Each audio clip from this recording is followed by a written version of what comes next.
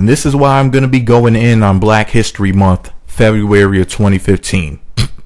On the season 7, episode 12 of the Real Housewives of Atlanta, 3 of the stars, Cynthia Bailey, Claudia Jordan, and Kenya Moore, all hop into an SUV and travel from Georgia to North Carolina. The girls go on a road trip to support Cynthia's husband, Peter, as he conducts the grand opening of Bar 1 in Charlotte, North Carolina.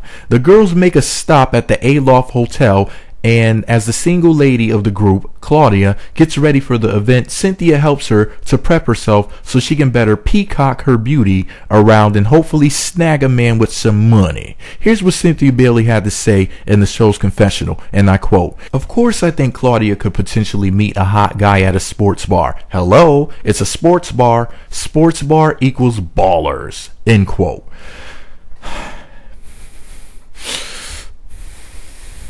This is just downright sad. We tell young men to respect women, and we also tell them they should choose a woman they actually love and to not use women for their bodies and materialistic things they can offer them. Yet this show essentially said to me, it's okay for a woman to charge a price for her time, aka being a hooker. Cynthia's extremely disturbing comments taught me that gold digging is not just okay to these women, it should be expected. I mean, who needs love or compatibility when you have shoes in a bag? No wonder these black women are 40 years old with no men and some of them with no children. Failures that do not know that they are failures. All for some dick in a shoe. A bunch of hens and heels, cocks and shoes. But why am I kidding myself? What did I really expect from a show named The Real Housewives, where at least half of the women are not married and not one of these women is an actual housewife? The show should have been titled The Real Gold Digging Stereotypical Loudmouth Coons, Mammies, Prostitutes, Thots, Whores, and Basic Bitches of Atlanta, whose worth and identity is determined by how much European and Asian goods she owns, including her funky, stinking, itchy weave. Why?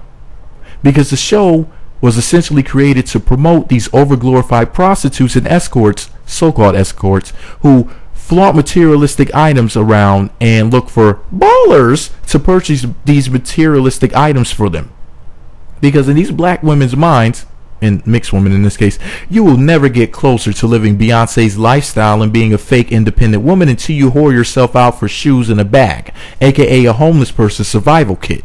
You see, when you're barefoot and living in the streets, or at least have a raggedy, worn out pair of shoes to wear and no bag to carry your few humble belongings in, a good Samaritan comes along and hands homeless people shoes and a bag so you can keep your feet warm and have the means of keeping your goods secure, protecting them from the rain, thieves, hungry animals, and a way to transport your belongings altogether in general.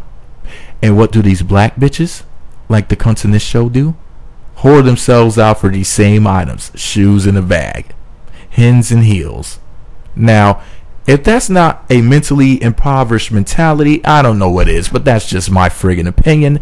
Let me know what you think about it all below. Be sure to subscribe to the Meat Magazine YouTube channel. Visit meatmagazine.blogspot.com. P.S. Stop misandry or I will. Failures. And this is why I'm marrying a Japanese woman.